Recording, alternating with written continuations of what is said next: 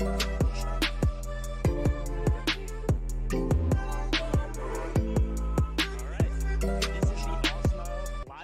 first preseason show, NBA Preseason. Here we go. This is certainly exciting. And Adam, we're going to have to talk a little bit about the difference between preseason and regular season NBA. But first, we also have a little bit of promo code going on with the NBA season about to start, guys. We're offering a $1 NBA access through December 29th for new members when you use the promo code Caruso. This gives you access to everything we offer for NBA preseason DFS and the first week of regular season NBA action. So one thing to note is that for the preseason, we don't have ownership. We don't have projections up on the site. But for the first week of the regular season, this will include projections, ownership projections, lineup builder, and all the other features we offer on the Awesemo website. So Adam, NBA season, how excited are you for it to start? And more importantly, how excited are you for NBA preseason action?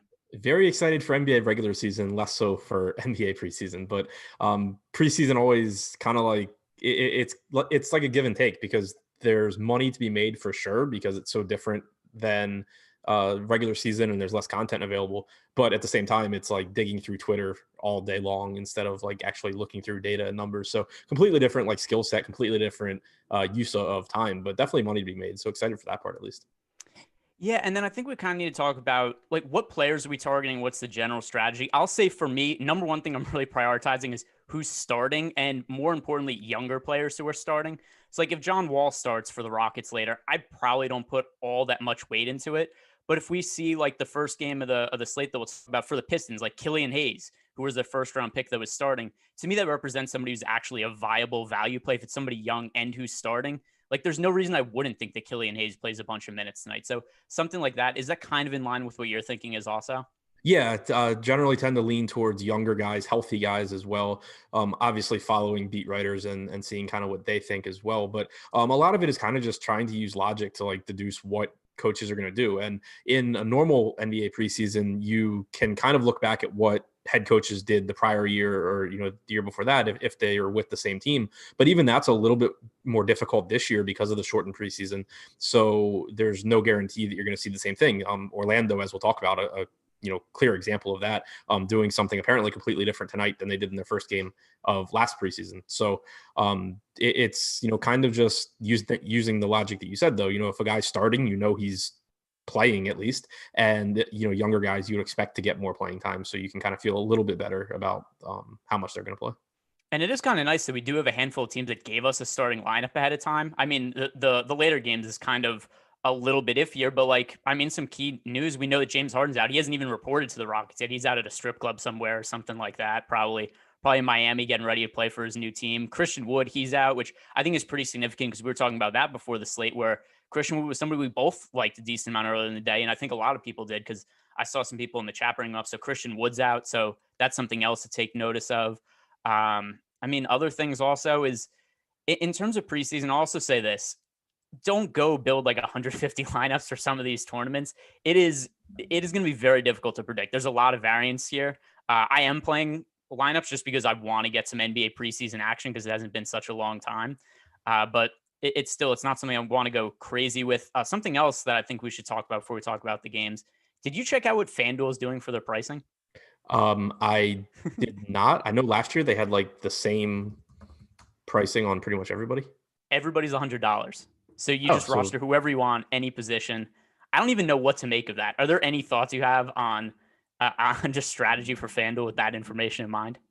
So it's going to come down to pure points, pure raw points. Like, to some extent it will on DraftKings as well, just because there's going to be so much value with it being preseason. But on FanDuel, you literally can roster anybody you want. So it's just, it's different. It's not, I don't think it's very enjoyable. I don't particularly like it, but raw points is really all that's going to matter there. There's no such thing as a good point per dollar play or a good value play. It's just getting the most points in your lineup. So those veterans that are going to play 16, 17 minutes, but shoot 15 times while they're on the floor, carry a little bit more value on FanDuel than they will on DraftKings, where, for example, someone like Dame Lillard, who is probably going to play like 8 minutes less than Trae Young.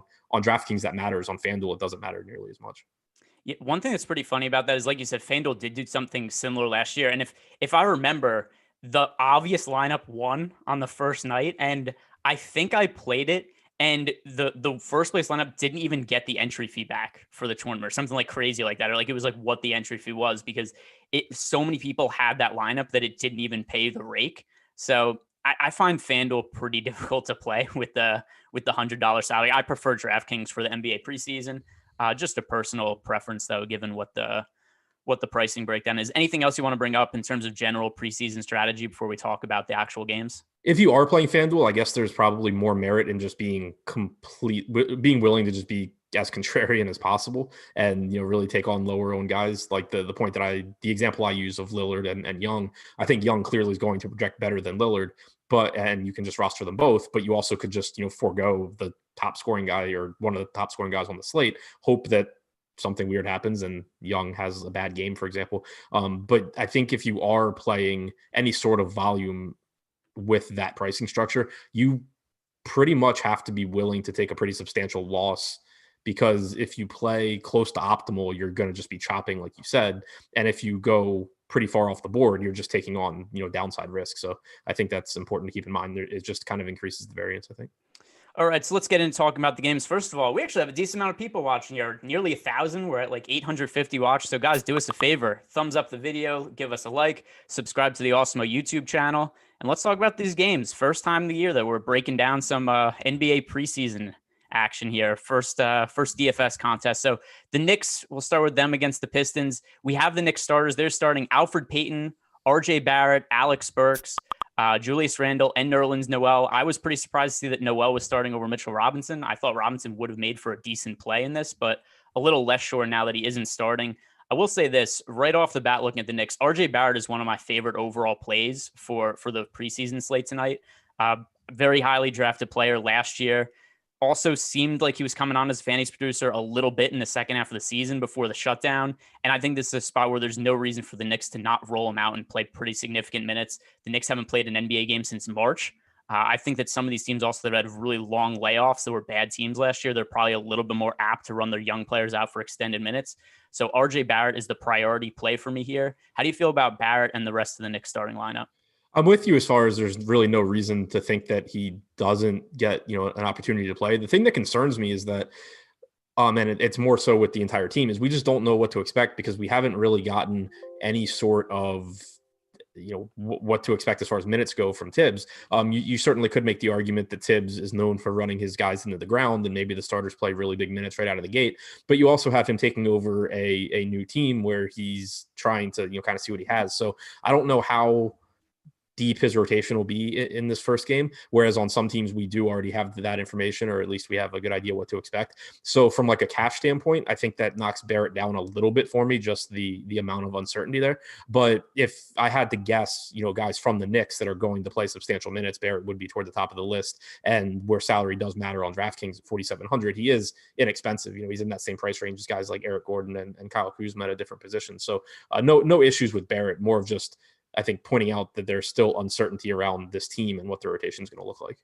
Yeah, I mean, I think that if we say uncertainty, it'll get a little redundant by the time we go through all the games. Because, there's total uncertainty. Other than, there's certain teams like the Magic have literally come out and said, like, hey, we're playing our starters 24 to 25 minutes, other than Aaron Gordon, who's playing 16 minutes, which actually is really nice for preseason NBA to get that. We have very certain minutes allocations for certain players. But yeah, I agree. Outside of them, it's kind of going to be a crapshoot unless we get similar reports along that line. One other guy that I think that really needs to be mentioned from the Knicks, Obi Toppin, who was their first round pick in the draft. I thought it was a pretty curious draft selection by the Knicks, just because I don't really think he fits in. He's another forward/center on the Knicks. I don't really know where the playing time is for him in the regular season.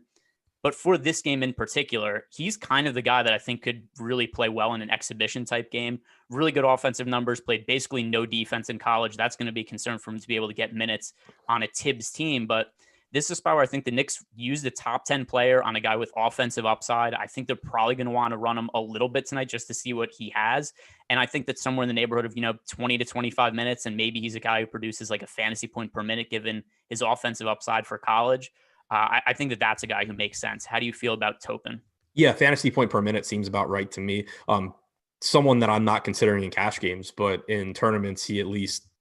So when you're thinking about like cash games versus tournaments in preseason, I think in cash games, any amount players that have like any sort of certainty around their minutes kind of get a bump up for me. And in tournaments, I'm obviously more willing to take on players that I'm less certain about, but you still want to pay attention to the kind of logical points that we mentioned at the beginning of the show. And Obi Toppin obviously fits that, where he's their first round pick this year. He's coming off the bench, but you would think that they want to see him play in the preseason and kind of see how he fits in. So it's the kind of guy that I think probably doesn't get a lot of ownership in tournaments because he is not starting, but that he certainly, if he gets out there for 20 to 22 minutes, he probably gives you around 22 DraftKings points.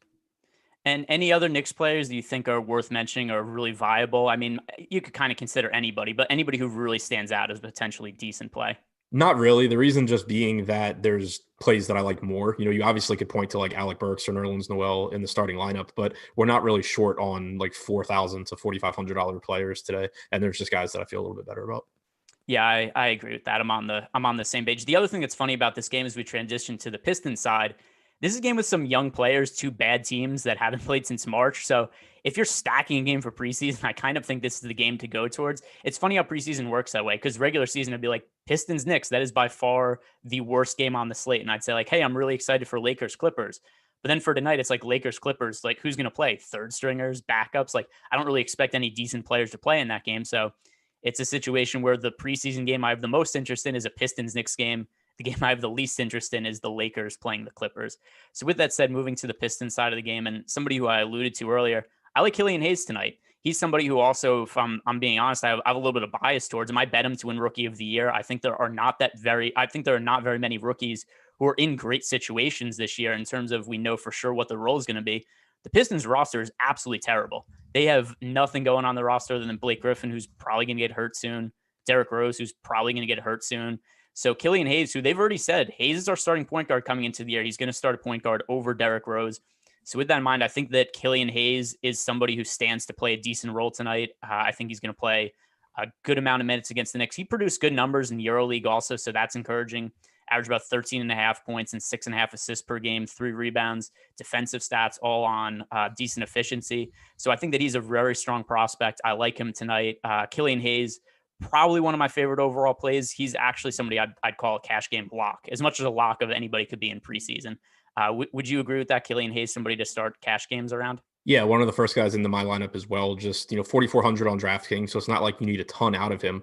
But by all accounts, he's looked really good for the Pistons. He's going to get an opportunity. And even thinking about like who's playing behind him. You have Derrick Rose, who it would be shocking if the idea for the Pistons is to get Derrick Rose a bunch of minutes tonight.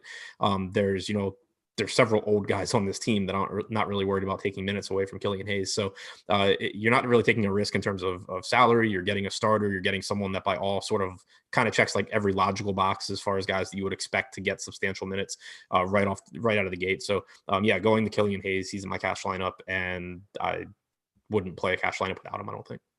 Yeah, I definitely think that he is somebody to go to. One thing I think is interesting is, so we don't have, I'm looking to see if anything came through on Twitter, but it doesn't look like we have an official starting lineup from the Pistons yet.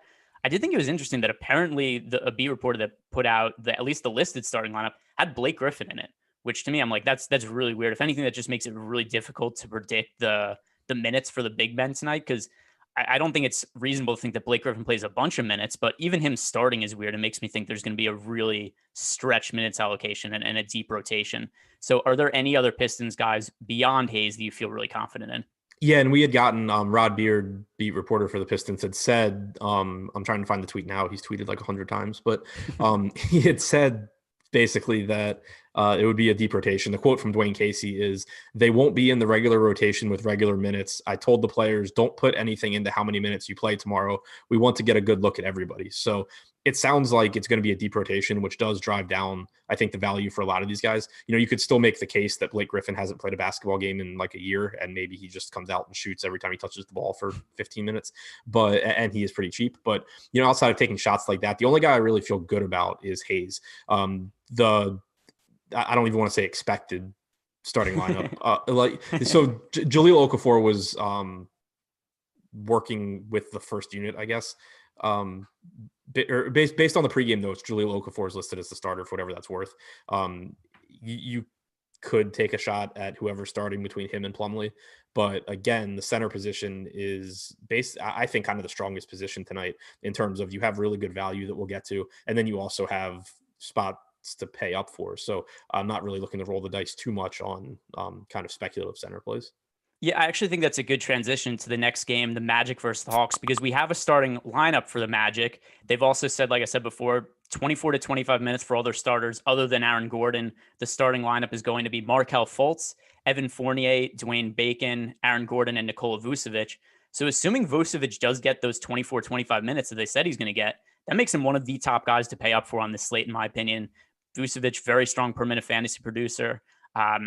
I guess the matchup doesn't even really matter, but the Hawks, for all intents and purposes, are a decent matchup.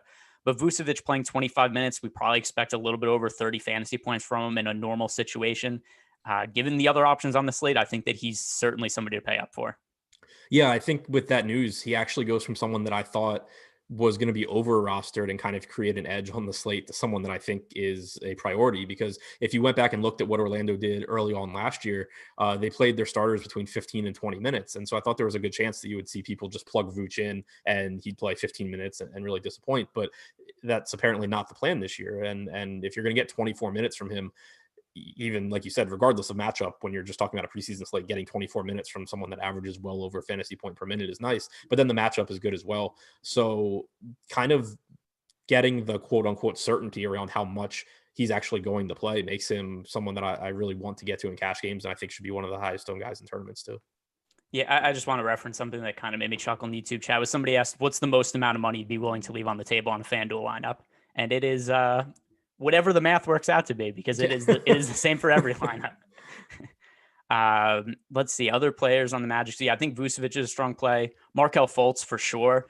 Fultz, as much as he's been inconsistent in the NBA, he's shown to be a good per minute fantasy producer when he's on the court. And actually, I think for points formats like best ball, I'm pretty high on Markelle Fultz this year. I think he's going to have a good year. I thought he should have won most improved player of the year, to be frank, last year, because even though he wasn't as good as, like Bam Adebayo, Brandon Ingram, the other guys who were finalists, think how bad Markelle Fultz was 2 years ago. So with that in mind, I thought Fultz should have won most improved player just by like the literal definition of what most improved is.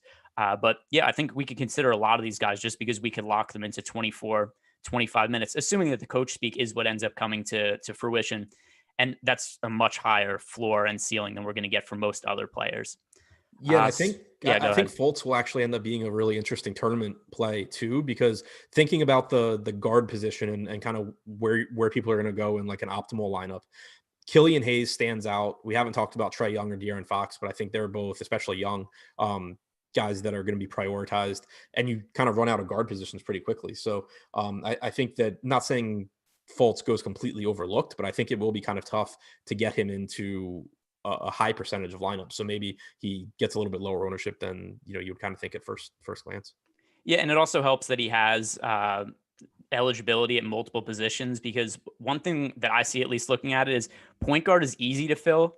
Shooting guard's a little bit harder to fill. Like, I think that Zach Levine is a decent guy to pay up for, but beyond that, shooting guard, RJ Barrett, who is shooting guard / small forward eligibility, that's a little bit harder to fill, because like Trae Young, point guard only, De'Aaron Fox, point guard only, Damian Lillard, point guard only. So it helps that he's one of those starting point guards that actually also could play shooting guard. Getting over to the Hawks side of the game, we also have a starting lineup for them. They're going with Trae Young, Bogdanovich, DeAndre Hunter. I'm pretty surprised that Hunter ends up starting for them this year. Then John Collins and Clint Capella. Clint Capella was listed questionable early in the day, but it looks like he is going to start now. I think the Hawks are going to be one of the more fun young teams to watch in the league this year. They've got a lot of pieces there. I think they're going to take a big step forward. I bet them for, I think the win percentage, like over 44.5% win percentage or something like that. I thought that was a really good number. I think this is a team that competes for a playoff spot, probably is right around 500. What do you think of Trae Young as an option to pay up for? Because I do think amongst the expensive guys, he's probably one of the better choices. Yeah, I agree. We got nothing like, I don't think we got an official minutes plan from Lloyd Pierce, but he did say that he planned to keep he planned to keep everyone under 24 minutes and play like 14 or fewer guys, which obviously sounds ridiculous, but in preseason that's not that many guys. And going back to last year, you saw Trae Young, I think, play like 26 minutes in the first game. I don't think it would be surprising if he, hits 24 or gets to like 25 minutes. And there's no shortage of value on DraftKings. He's easy to fit into lineups. So he's someone that I'm prioritizing as well, just because we do have at least a little bit of coach speak from Lloyd Pierce that points to Young getting as many minutes as you can really hope on a preseason slate. Yeah, and I think if you compare him to the other guys in the price range, like I think a lot of people will build lineups because I know this was a decision for me, like Trae Young or Damian Lillard. And to me, it's Trae Young. He's somebody who I have a little bit more confidence in playing actual minutes for first reason. I mean, we actually have Trae Young in the starting lineup. We don't have the Blazers starting lineup yet. The other thing also is the Blazers have listed guys, like Nurkic is questionable. So they're clearly a little bit more hesitant about the viability of their veteran players. So that's also something that leads me towards Trae Young over Damian Lillard. The other thing also is a lot of those Blazers guys, they've played together, the core of that team, CJ McCollum, Damian Lillard. The Hawks kind of have a new look lineup with Clint Capella, who never played for them last year, even though they traded for him. John Collins was suspended for a lot of the season due to a PED violation, so they didn't get a whole lot of minutes with him. This is a new look starting lineup. Obviously, they just brought in Bogdanovich. I think they're going to want to play these guys together a little bit just to see what the chemistry looks like. So with that considered, I think that's why I go to Trae Young over Damian Lillard. Is it the same for you? Yeah, and we also have Lillard saying he expects minutes to be limited in their first two games back. I think it kind of is closer between Trae Young and De'Aaron Fox for me. But even there, I prefer Young just because we at least have Lloyd Pierce saying something. Whereas for Fox, it's more, I look back at what Sacramento did last year and he played huge minutes right out of the gate. But there's no, at least that I've seen yet, there's no inclination that that's necessarily going to be repeated. So I think that it's just more of a confidence in what Young is going to do. And then, we'll get information later on probably on Fox. But with that game being later, I think there's just a higher floor for Trae Young. All right, moving on. And I'm also just going to check to see if any other news has come through while we're doing this. Something else, guys. We've got over 1,000 people watching now. Once again, do us a favor, like the video, give us the thumbs up, subscribe to the YouTube channel so you get notification. You can watch all of the preseason shows that Adam and I do together as we are live on the air trying to figure out how many minutes everybody plays. And then there's probably going to be a big news dump like 15 minutes before lock where we get minutes for every single player. And then everybody panics. So that's also something fun and a reason to stick around to the end. Bulls Rockets next game.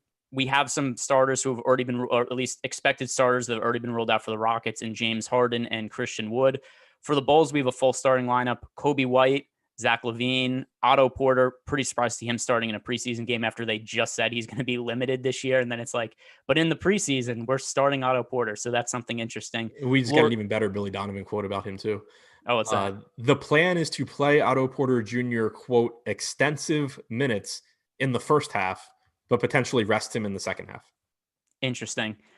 For what it's worth, also just to bring him up in basketball, he's my most exposed forward option right now. Somebody who's going in like the 11th, 12th round, who's actually a decent player at a position that's almost impossible to fill.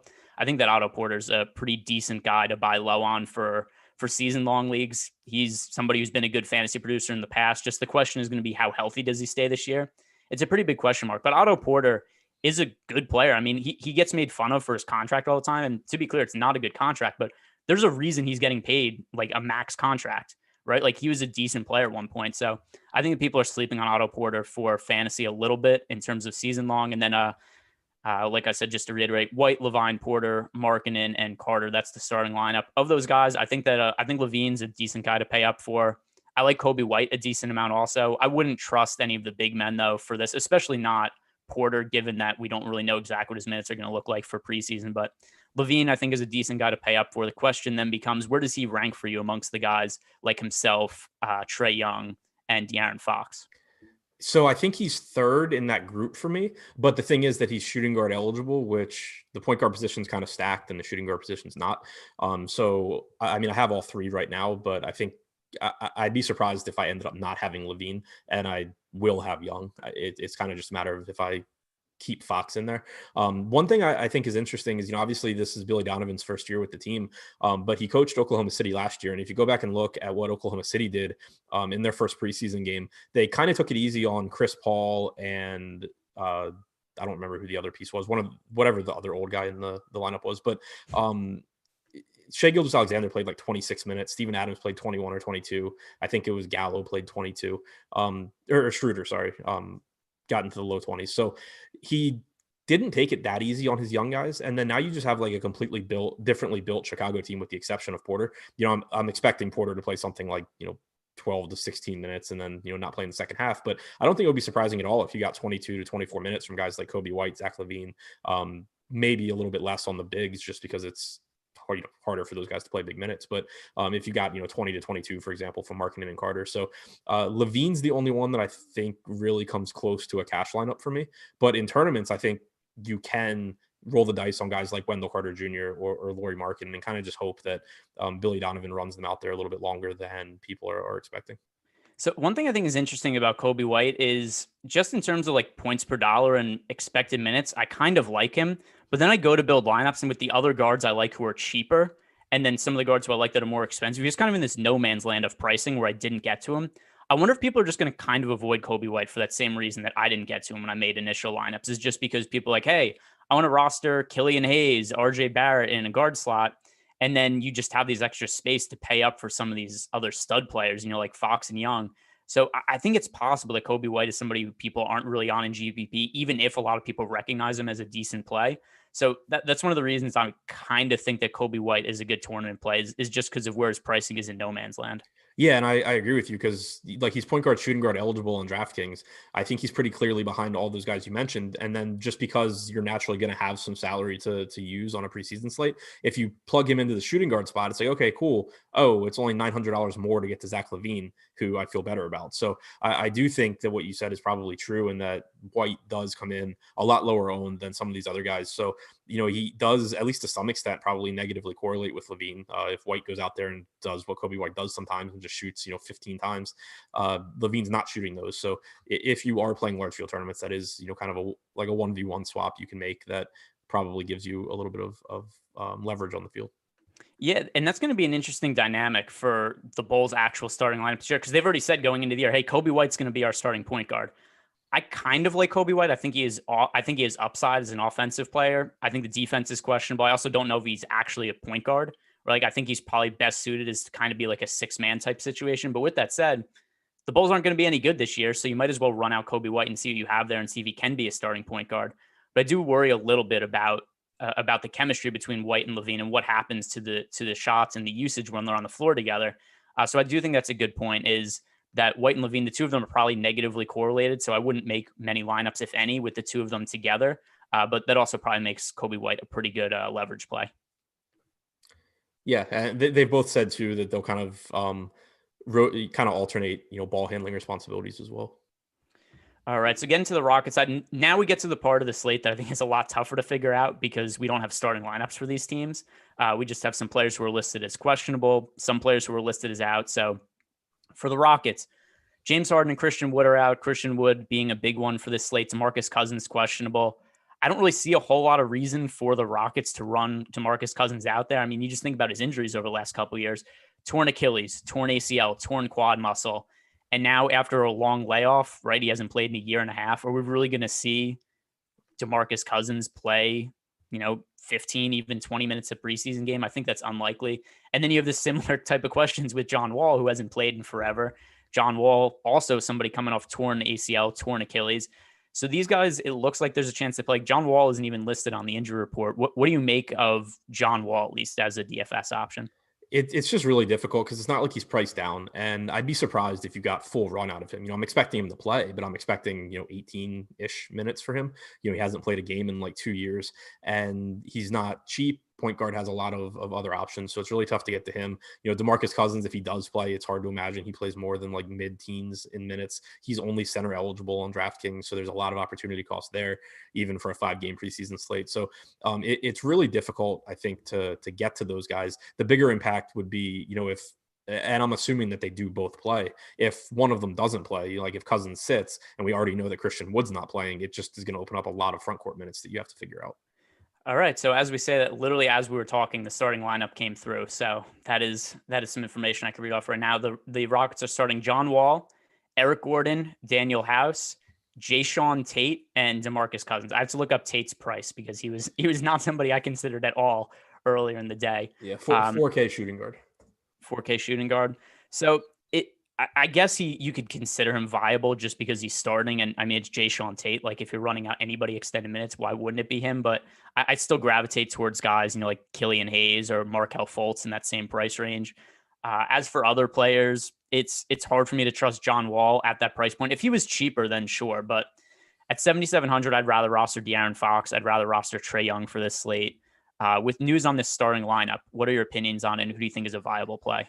Yeah, I mean, Tate's someone that you can certainly take flyers on in large field tournaments. I wouldn't trust him in cash games. I don't really have interest in Cousins or Wall, as we said. Don't have much interest in Daniel House at 4,900. I do think Eric Gordon is kind of interesting. Like, I'd be surprised if he plays huge minutes because of his injury history, but we do have him starting. And even if you get something like 20 minutes from him at 4,300, he's guard and forward eligible on DraftKings, which is really valuable because we don't really have any, or I guess John Collins, but outside of that, you don't really have any forwards that project to score a lot of points unless we get news that like Kawhi is playing big minutes, which would be surprising to me. So paying down at forward from a roster construction standpoint, I think makes a lot of sense. And now you have Gordon playing without James Harden, which always, boosts him. And with, John Wall, who's a lower usage player than Russell Westbrook, and who knows, kind of what kind of shape he's in and how involved he's going to be offensively right out of the gate. So I think 4,300 for Eric Gordon at small forward is a spot that I like. All right. So we have a question here, a super chat from William Westry. He says, is leaving a lot of money on the table in preseason basketball viable? It certainly is on FanDuel because you don't have any other options. As for on DraftKings, yeah, it's still fine. Also, I mean, I think it's totally legitimate to think that a guy like Killian Hayes could certainly outscore some of the more expensive point guards on tonight's slate. Like, it's not ridiculous to think that Hayes finishes with more fantasy points than guys like Damian Lillard, more fantasy points than guys like John Wall. Even though those guys are more established and probably better permanent fantasy producers, I'm more confident that Hayes plays more minutes. So if there's somebody that you have a read on, or you read a beat report about like 5 minutes before lock, that it's like X player is going to get 30 minutes, but he's only 4,000, then yeah, play him. I don't really think that salary cap is all that important for preseason. Yeah, same boat. And I mean, just kind of thinking through it like logically, the reason that normally in all sports, but especially basketball, the most projectable, that you don't want to leave a lot of salary on the table is because pricing is more or less efficient. We're playing with very limited information in preseason, and prices are set with very limited information, a day or two ahead of time. So in preseason, there's a lot of news that's going to come out that the prices just don't account for. So there's going to be situations where someone that is $2,000 less expensive is just a better play because of information that we get once the salaries are set. Yeah, I went into our Slack chat to see if anybody had any legitimate questions, and they were arguing about Vietnamese food. So I guess no questions there. But if anybody does have questions, Rockets want to play the starters for around 20 minutes tonight.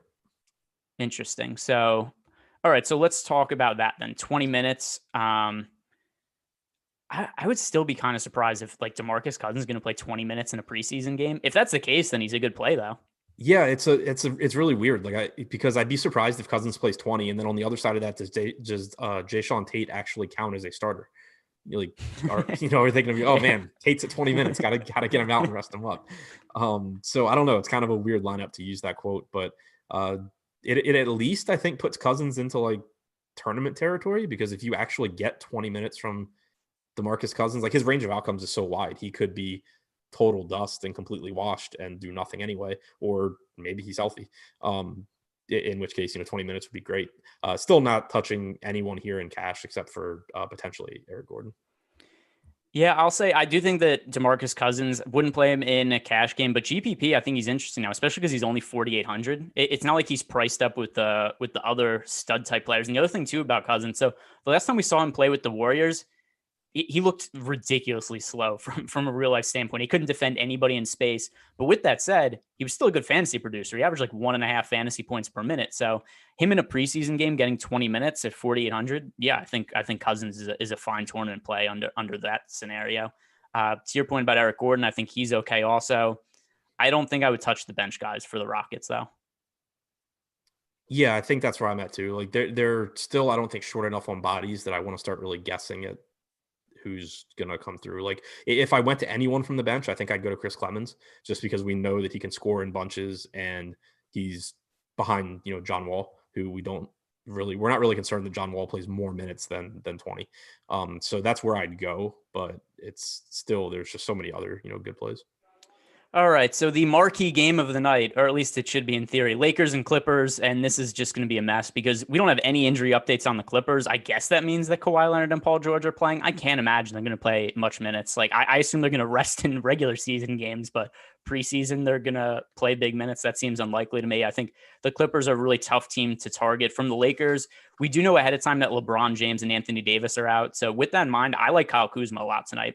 I think that he's one of the guys that is at least we know he could score the ball. He's somebody who kind of made his name in the basketball world because he was so good in summer league when the Lakers first drafted him, where he was a guy they took at the end of the first round. And people were like, oh, maybe Kyle Kuzma could be a really good player because look how well he's playing in preseason and all that. And then he was fine his rookie year. And he's kind of never improved or maybe even regressed since then, particularly with his ability to shoot the ball. But he's a willing shooter. He's been a high usage guy in the past when he gets opportunities. And with LeBron and Anthony Davis both out, we don't have a starting lineup for the Lakers yet, unless this is like a Rocket situation where they announce it as we're talking.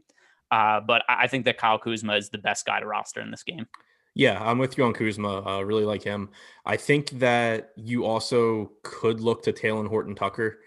He's 4K flat and has Ford eligibility, which is nice. They've talked him up as far as thinking he can be a rotation piece this year. And so it would make sense kind of to see what he can do. They've talked about him being a capable ball handler. And, you have a game now without Davis, without LeBron. So, potentially getting some extra run for him is something you could see happening. Kuzma is the guy that I feel the most confident in, though. Yeah, and then as for some of the other guys on the roster, it's just hard because we don't have the lineups right now. I will say this: I think there is a little bit of logic to everybody's going to load up on the early games just because this is where we know the starting lineups are, and it makes sense. I think a lot of the best plays are from the early games. Maybe it makes sense you just throw like a 4K or a 4,500 guy in your utility slot and then swap him out for a guy who's starting from the Lakers Clippers game or starting from the Blazers Kings game, just because it's going to be a player who has upside that nobody's going to be on. And we don't even know who that player is now. We can't identify it, but it's something later in the night. There's going to be a guy who stands out where all of a sudden it's like, oh, here's like maybe it's like Halliburton for the Kings. It's like maybe he's starting and then we could expect that he's playing a bunch of minutes or something like that.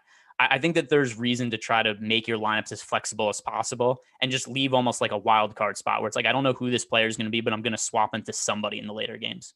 Yeah, I agree with that completely. And it's something I was kind of doing with my cash lineup because especially like with that Ford position or with the Ford positions in general, there's a good chance that you get some cheap guy that's starting, whether it's Horton-Tucker or Jabari Parker or whoever in these late games. Like you're still waiting on Kawhi Leonard news as well. Like I don't think it's likely, but if they were to come out and say, oh yeah, we're going to play Kawhi 22 minutes tonight, then Kawhi becomes like the best play on the slate. So being able to late swap, I think is really crucial on slates like this. And so I don't really want to play anybody in early games that isn't someone that, I really, really, really like.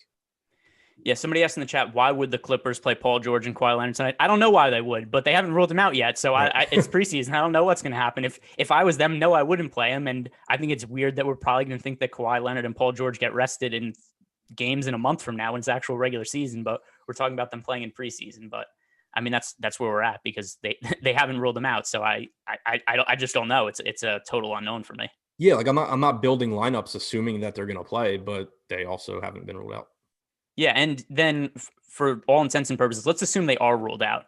I still know who's starting in that case anyway. I don't know who the guys are. I think Luke Kennard makes sense, right? Like he's a guy at 4,400 shooting guard, small forward eligibility that has upside. He's somebody we've seen be a decent fantasy producer, not afraid to shoot and use up usage. I think that he would be viable.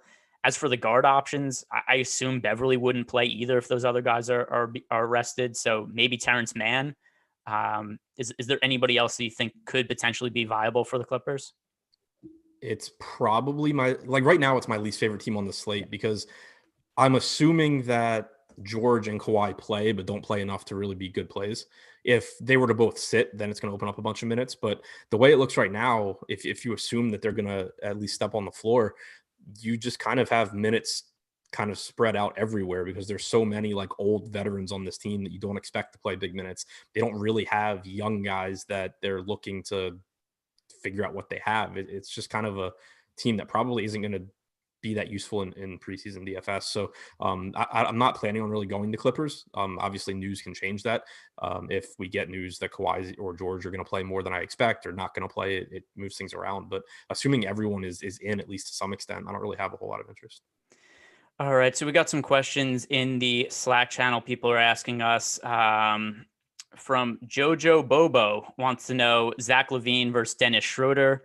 I prefer Levine amongst those two. It's still a situation where for the Lakers, I guess Dennis Schroeder makes sense if he's out there. But with that said, with LeBron and AD both resting, are they really going to give Schroeder that many minutes? It seems unlikely to me because it looks like the Lakers are erring on the side of caution. Yeah, same boat here. And also, it's not like the salary really ends up mattering between the two. Like Levine's $1,000 more expensive on DraftKings, but I'm having absolutely no issue getting anyone I want into my lineup. So that doesn't really matter. And it really just comes down. So it comes down to comparing them side by side. I'm expecting, I'm expecting Levine to play as many, if not more minutes than Schroeder. So I'm leaning there. So we've got EMAC asking us a question, and I actually think this is interesting. Number one, he called me Nerd Ass Greg, which I always appreciate. But then he wants to know John Collins or Kyle Kuzma. I think I might expect more fantasy points from Kyle Kuzma in this spot than John Collins. And that's kind of crazy to say, but like, why wouldn't Kyle Kuzma just play like 25 minutes and shoot a ton? I expect more from Collins, but the salary obviously isn't the same. Yeah. The reason that I say that about Collins is because we did get that sort of quote from Pierre. We got the quote that sort of hints at what playing time is going to look like. And if you get 22 to 24 minutes from John Collins, I expect that to outperform 24 or 25 minutes from Kuzma. Points per dollar play, I'd say that Kuzma's the better option. He's one of the top guys for me. The thing with Collins is, yeah, I mean, like he's fine. There's just other guys I'd rather pay up for than Collins individually. Yeah, it's kind of like if you're prioritizing like Levine and Young, and then at least one of Vooch and Fox. If you go up to Collins, it gets kind of tough to get everything that you want, whereas you can just take cheap forwards. And also the thing with Collins is you're locking that forward spot in the first game where we don't know who's going to really pop in the late games, but there are a lot of forwards that potentially can be in the starting lineup, whether you're talking about Kuzma, Horton Tucker, Parker, Bielitsa. I think there's a couple of other guys even that, potentially could be in there. So I really want to keep that spot as flexible as I can. And Collins just doesn't quite make the cut for me for wanting to lock down a spot, at least, in cash games or small field tournaments, like optimal type lineups. All right. Final game on the slate is the Blazers versus the Kings. No starting lineups here, but the injury information we have for the Blazers, Nurkic is questionable. For the Kings, Whiteside is questionable for his big revenge game against the Blazers. He ended up signing like a veteran minimum contract, I think, with the Kings after the Blazers had no interest in him after Nurkic came back and played really well. So from the Blazers side of the game, I think that Damian Lillard, I have some interest in him, but I would rather pay up for De'Aaron Fox or Trae Young in that same price range. So that's kind of what prevents me from getting to Damian Lillard. I think he's viable though. How do you feel about that assessment?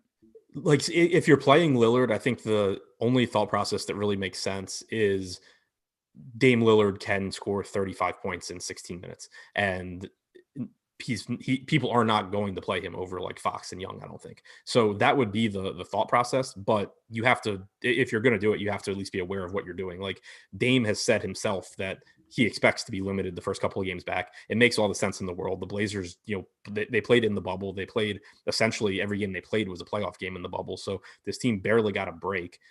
They don't have any reason to play Dame a bunch of minutes. He said he doesn't think he plays a lot of minutes. So I don't think you're playing him hoping that like everybody's wrong and he plays 24 minutes. You're just playing him hoping that he just goes out there and like shoots 8 of 8 from 3 in 16 minutes or something. Yeah, and then other players on the Blazers. Let's see who's bringing up the pricing right now. I was kind of hoping that by the time we got to the end of the show, we'd have some sort of starting lineup for them. Would have been nice. Well, we have Terry Stotts guessed at his starting lineup because we're already into the coaches not realizing they get to make that decision. But his guess at his starting lineup was Dame, McCollum, Derek Jones Jr. I already forgot the 4 and Enes Kanter.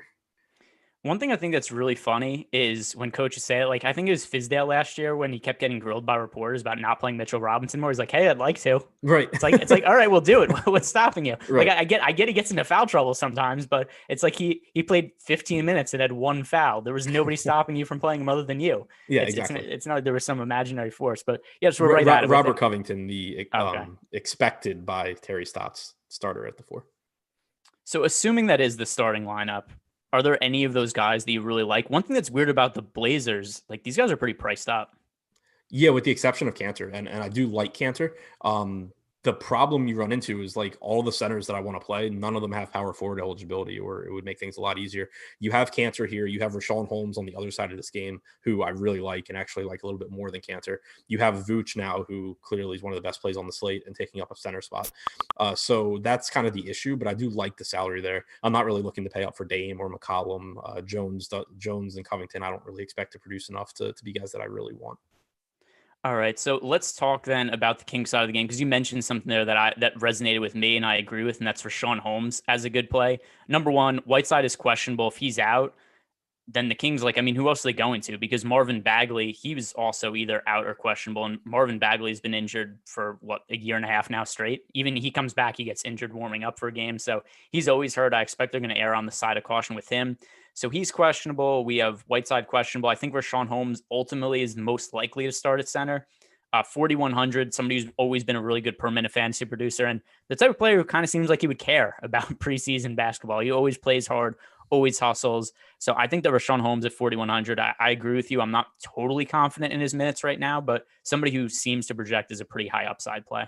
Yeah, I really like him. The big problem I'm having as I look at my cash lineup, though, is on DraftKings, because of positions, you can only play a maximum of 4 of Hayes, Vooch, Young, Fox, and Holmes. And I don't think I want to lose any of the other 4 for Rashawn Holmes, even though I really like him. So Yeah, that's kind of the problem I'm running into. I think that's fair. So we've run through all the games now. If anybody has questions, try to throw them into the YouTube chat. Try to at me in Slack. Anybody who posts a question in our premium Slack channel, that will definitely get priority. But let's do a little roundup first. Let's go through who our favorite high end options and our favorite value options are on the slate. Starting with me, my favorite value option, overall top play on the slate is Killian Hayes. I think that he's somebody you absolutely want to have in your lineup. A rookie I'm really high on this year. The Pistons, terrible roster. They've totally gutted it. They're rebuilding this year. I assume that Blake Griffin and Derrick Rose will not be on the roster at the end of the season. If they are, I don't really know what the hell the point of that Pistons team or what their season is. But Killian Hayes, a guy who I think is going to be a good first round pick, already showed to have pretty good production overseas playing in a very competitive European league. So he's somebody I think makes for a very strong value play. Yeah, I'm with you on Hayes. I also do like some of the center value with Enes Kanter and Rashawn Holmes in particular. But there is a lot of opportunity cost at the position with Vooch. And then also Kyle Kuzma, I expect to at least be taking shots. I have no idea if they'll go in or not, but he'll get no shortage of opportunities, I don't think. Yeah, when somebody takes an open shot, I've just never been more confident isn't going in. Like when it was the playoffs, Kyle Kuzma was open in the corner, is he's taking corner 3. It's like, okay, it's not going in. I talk about how, remember like Steph Curry, Pete Curry, when he would shoot from the corner and the other team would start running in the other direction Yeah. because they already knew the result. It's the same exact thing with Kuzma, but just with the opposite result where he shoots and it was like, all right, we're going to play defense now because everybody just crashes. Yeah. But yeah, outside of that, Killian Hayes, I agree. RJ Barrett, I think, is another pretty strong value play. Somebody with shooting guard and small forward eligibility, I think should be a pretty good per minute fantasy producer. Another thing also, the Knicks have not played a game since March. That's a lot of time off. I think they probably want to get some of their young guys actual run in the preseason. So he's somebody to like. In terms of pay up options, Trae Young is my number one overall guy. And same for you, I know, because we've already talked about it. Yeah, Trae Young, Vooch, because we have the expectation that he's going to play around 24 minutes. I think both of those guys, it looks like I'm only going to have 3 guys from the 7:00 games. And then I'm going to just be paying attention to news and late swapping where I can. The 3 are Hayes, Vooch, and Trae Young. And let's see. In terms of questions, I'm looking through. There's so many comments in the YouTube chat. I can't believe so many people showed up to watch. That's actually really cool that everybody wanted to watch us talk about preseason NBA. So, guys, please do give us a thumbs up and like the video, subscribe to the YouTube channel, and follow us on Twitter, Awesemo_com, and then Awesemo NBA. We're going to be doing all kinds of giveaways and that kind of stuff, as we always do for on Twitter as we lead up to, any kind of big event. You see, we do those kinds of giveaways all the time for Thursday night and Sunday night football games. And I'm sure we'll have that kind of stuff going for NBA also. So be sure to follow us on social media. We're also almost at 30,000 followers on Twitter. So that's really cool. And all right, so we have some questions coming in. Somebody asked about Josh Jackson. There's been some people that have asked about him. I guess he's fine. Like, I wouldn't say if you're rostering Josh Jackson, you can't play him. It's just not somebody I really considered because there was other cheap players that are like that, and he's not starting for the Pistons. Yeah, he's just not really showing up in much for me. I mean, I have him in for like 18 minutes. I have him around the point per minute. So if I were playing for some reason like 150 lineups, I'd probably have him somewhere. But he's not someone that, like I considered in the first lineup I built or anything like that. So we're getting some questions about Aaron Gordon. And so here's the deal with Aaron Gordon. He is starting, but he's one of the guys we know like a very specific restriction for him. They said he started and he's going to play. He's starting and he's going to play 16 minutes. So with that in mind, I just think there's other guys I'd rather pay up for. He's not cheap. And there's other players in the same price range that I expect more production from. Aaron Gordon, safe to say that you would not have interest in rostering him? Yeah, same boat. All right. Zach Levine or De'Aaron Fox? That is going to be De'Aaron Fox for me. How about for you? I have both. I think that Levine is a little bit easier to get into lineups because he's shooting guard eligible and Fox is not. So I think Fox scores more points than Levine. I think if I were to only end up with one in my lineup, it's probably Levine. Yeah, it's still going to be Fox for me, just because there's so little issue with paying up for guys, and Fox is still somebody who I think just on a per minute basis probably outscores Zach Levine. And it's also I'm pretty high on Levine coming into the season. I mean, Fox coming into the season also. I think that the Kings probably won't be a very good team, but I do think that Fox, as long as he stays healthy, because he had a lot of ankle issues last year, I think that he should be able to produce decently. We do have Piston starters, which we could talk about officially. This is going to be Hayes, Wright, Grant, Griffin, and Plumlee starting. So with that information being the starters, any of those guys other than Killian Hayes, who we've talked about, stand out to you? Plumlee in tournaments, just because, again, center is really tough to get to, I think, but you probably get a little bit lower ownership on Plumlee with that news coming out late than you will on some of the other cheap centers that people are expecting to start. All right. From Tracy Britton in our YouTube chat, Wendell Carter Jr. or Enes Kanter for DraftKings. That's actually a pretty close one for me. Yeah, I don't know if I really have a strong lean. I think it's close too. Neither one is like optimal for me, but then they're both in that category where if they get 20 to 22 minutes, they can really do a lot of damage on a point per minute basis. I'd give the slight edge to Kanter, I think, but it's not by a lot. All right, guys. Any other questions? Get them in, because we only have a few minutes until lock. Actually, 3 minutes until lock. Let's see. Reading through the YouTube channel right now, there are a lot of comments. Somebody asked about Bruno Caboclo. That's going to be a no for me. I actually kind of think that Caboclo could be a decent NBA player. He was somebody who, I think in the past, he's been a chalk, like regular season DFS play when he was starting for the Grizzlies for a little bit. I don't necessarily like him for this slate, though. I just don't know what the minutes are going to be there. Yeah, exactly. If he had started, I would have had a little bit of interest kind of begrudgingly, but there's just so many bodies like that can fill in there, especially because we know the Rockets aren't going to care too much probably about playing guys in like traditional positions. So there's just a lot of ways that can go. They have a lot of wings. If he were starting in place of Tate, I'd have a little bit more interest.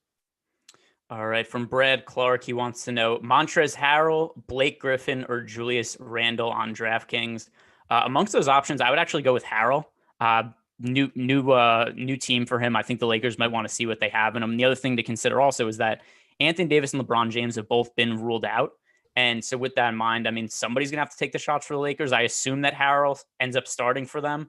I don't necessarily think he plays a ton, but comparing him to those other options, I think that he's a little bit more favorable. how do you feel about between Harrell, Griffin, and Randall? I think they're pretty similar. If salary is not an issue, I think I'd lean toward Randall and kind of just hope that Thibodeau does what Thibodeau does and tries to kill Julius Randle in his first game. All right. One more question here, and this will probably take us to lock. Lou Williams or CJ McCollum? These are guys who are in way different price ranges. Both guys that, frankly, I didn't really consider all that much. CJ McCollum at 7,200. I wouldn't consider him just because there's way better guys to pay up for. And then Lou Williams with the Clippers. We just have no clue what they're doing right now. So if you want to throw him into a lineup as a placeholder in like the utility slot and then maybe swap out of him later in the day, that's probably where I most use Lou Williams for, just as a placeholder to roster somebody else. Yeah, I mean, if I have to choose between those two for some reason, I think I would lean towards Williams, but it's not. Neither one is someone that I would expect to play a lot of minutes. All right, so that is going to just about bring us to lock, guys. Thanks for watching the show. First NBA preseason show in the bag. I was a little nervous about getting through it. I was like, are we going to sound stupid on the air? Are we not going to know the information? But we got through it, and I'm pretty excited about the NBA season to start. So guys, go follow us on Twitter, Awesemo_com. Also, subscribe to the YouTube channel, subscribe to the podcast network, and then give the channel, the video a thumbs up. Also, it'll show you that you watched Adam and I, and you actually like the preseason content. You didn't come and just say like, hey, they talked about nothing for the entire time, maybe for a little bit of the show. But for the most part, we got some good information out there for preseason also. So Tyler, play the music out.